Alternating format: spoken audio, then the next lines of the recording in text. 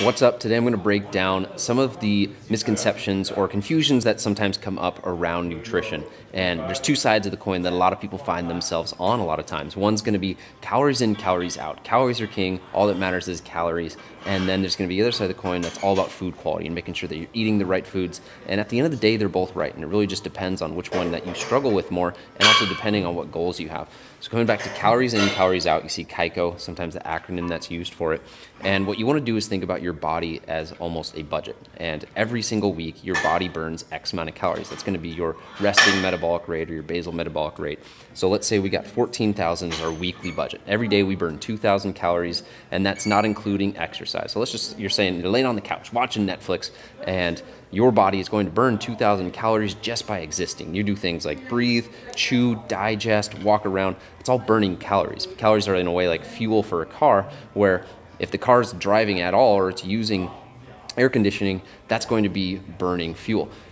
This number goes up, obviously, if you're exercising more or walking around a ton. But where people get sometimes confused is they think, okay, I've been good all week, but I'm still gaining weight. Or I've been eating a ton, but I'm not adding weight. And so really what you want to look at is your weekly budget, and then if you do something like track, you're able to actually see where you are. So if someone is 2,000 calories over that 14,000 number, well, that's 16,000. That puts you over budget. So that's going to lead to gaining weight. If you're at 12,000, that's 2,000 calories under. That's going to lead to you losing weight. So you see where it's really just simple accounting, simple math that accounts for weight loss and weight gain. But what people don't take into account is going to be the food quality. And this is where we get over to this side.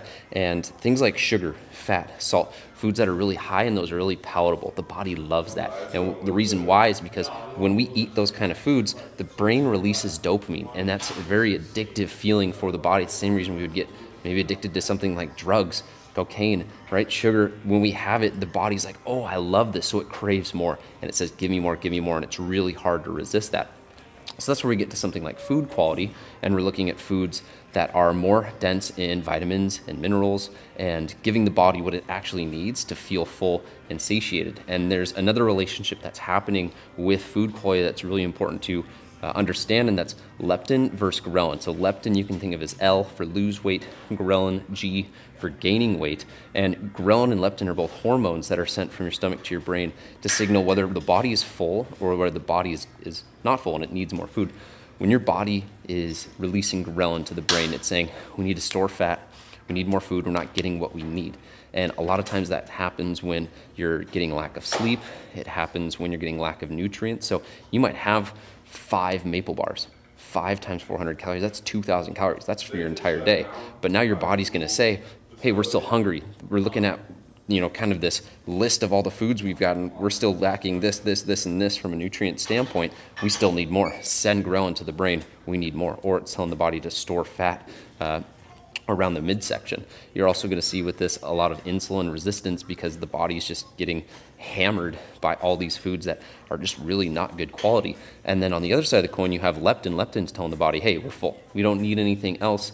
We're good. We can suppress hunger for a little bit. And some of the foods or macros that really help with that are things that are high in protein, high in fiber. They take longer to digest, and they're also going to be more nutrient dense. And so that's where things like food quality play a huge role in also helping manage calories in, calories out. Because again, we can be eating all the right foods. We're eating just Twinkies, or not all the right foods. We're eating just Twinkies. We're hitting all of our numbers, but it's going to be really hard to sustain that over a long time. Eventually, the body's going to say, hey, we're not getting what we need from a nutrient standpoint. And it's also going to be really hard to just stop at 2 Twinkies. And that's because we're having this really addictive feeling right here. A little bit more background on this release.